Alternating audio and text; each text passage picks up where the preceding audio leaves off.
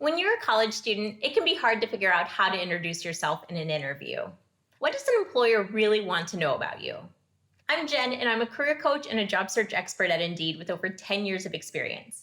Today, I'm going to share some advice for students answering, "Tell me about yourself" in a job interview. This video will give you the knowledge that you need to tell a compelling 2 to 3 minute story about your career aspirations and why you're a good fit for the role that you're interviewing for. Also, stick around until the end for a bonus tip for students asked to provide examples of their work experience. Now, if you're new to interviewing, you might be wondering, what do interviewers really want to know when they say, "Tell me about yourself"? When you apply for a role, your resume will likely be processed by an applicant tracking system, also called an ATS. This is software that many companies use to help screen applications. If you'd like to learn more about the system, check out this video up here where we explain the online job application process. Long story short, yes, in most cases, your resume has been reviewed, but perhaps only at a very high level. Since your interviewer is aware of your key accomplishments that you have on your resume, when they ask, "Tell me about yourself," they don't need you to restate what they already know. Instead, they're interested in learning more about you as an individual, how your skills are suited for the job, and how this role fits into your future ambitions. To answer this question, aim to create a compelling story.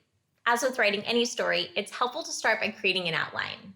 When structuring a response, I recommend using the present, past, future format, and I'll explain what's relevant to include along the way. Now, writing down this outline will help you when you're arranging or rearranging your response. Let's start in the present with where you are right now in your professional life, or as recently as it relates to the role that you're applying for. As a college student, you might be interviewing for an internship, part-time, or full-time role.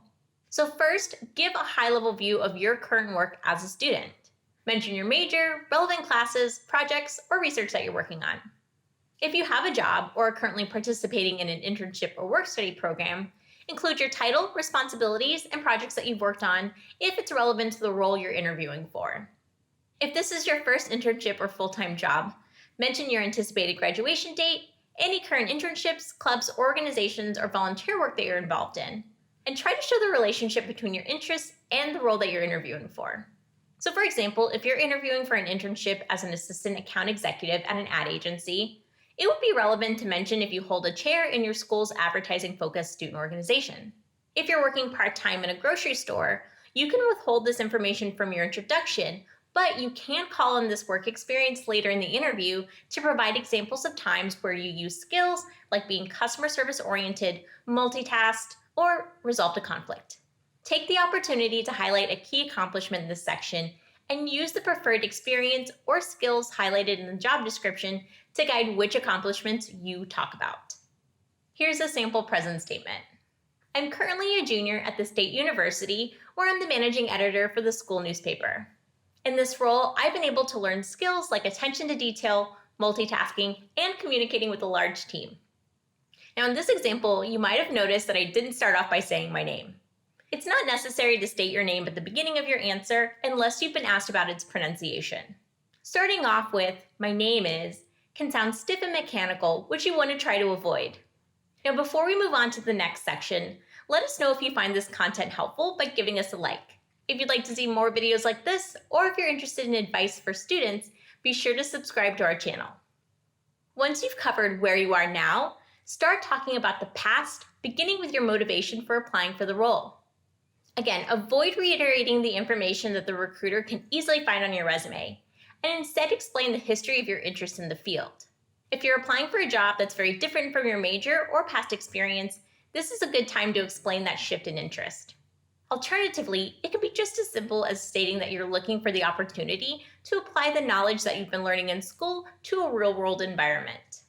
For example, if you're a college student studying film production and you're applying for a video production internship, you might mention relevant courses you've taken, personal film projects, and your interest for entering the film industry.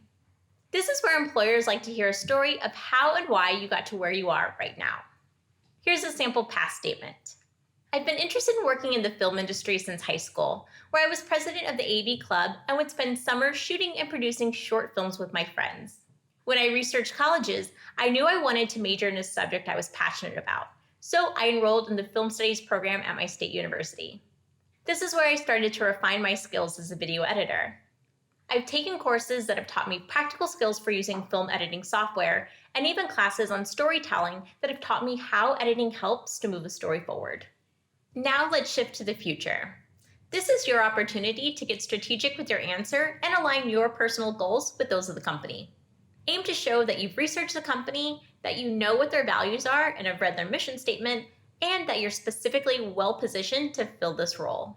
By addressing how you support an employer's goals and how their values align with yours, you're showing them that it's a good match and that you're invested in them because you researched the company. A future statement is all about the why. Why do you want this role? Why are you excited about this opportunity? Speaking about what excites you about the role or industry could remind your interviewer why they got into the business, which can make you more relatable. If it sparks a response of a similar passion from your interviewer, be sure to mention it in the thank you note that you send after the interview.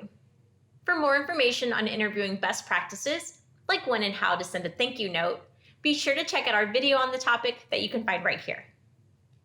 For entry-level roles, you might focus on sharing how you've heard great things about working for their company. This can include mentorships, benefits, or even experience that will be transferred to other roles as you grow in your career. Wrapping up by focusing on the future provides a natural close to your answer. It signals to the interviewer that you're talking about a future with this company, and it gives them the opportunity to segue to their next question. Resist the urge to conclude your introduction by saying, "Yep, that's me." Let's try this conclusion statement instead. And that's what brings me here today for this exciting opportunity. This is a much better way to signal to the interviewer that you're done talking, and it's a good habit to establish when you're just starting out. Let's say you're applying for a summer lifeguard position. Here's an example future statement. I'm leaving for college at the end of the summer, but I'd like to come back and rejoin the lifeguard program next summer when I return.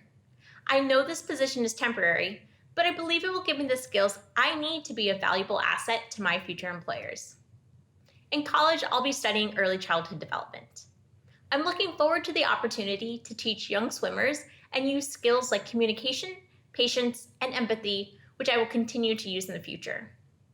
All right, so now that we've reviewed each piece of the formula, let's see it all come together. Present.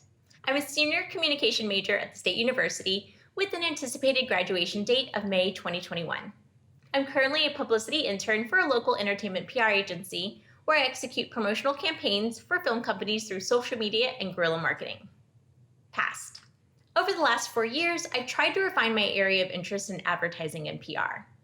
My parents own a small event planning company in my hometown, so I grew up around entertainment and events management.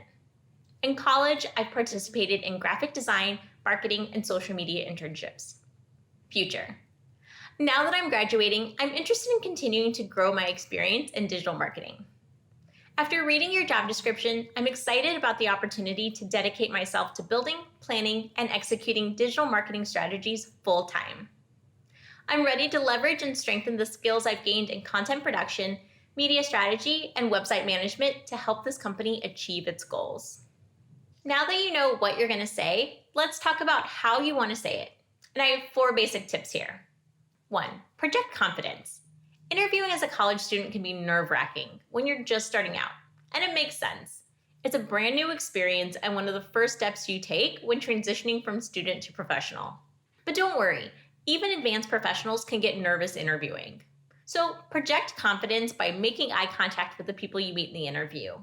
Take notice of your posture, sit up straight with your shoulders back. Body language is just as important in a virtual setting too, because your face is often all an employer can see. 2. Leave highly personal information like relationship status or political or religious affiliations out of your answer. This is not relevant for an employer to know to determine your ability to perform the functions of the job.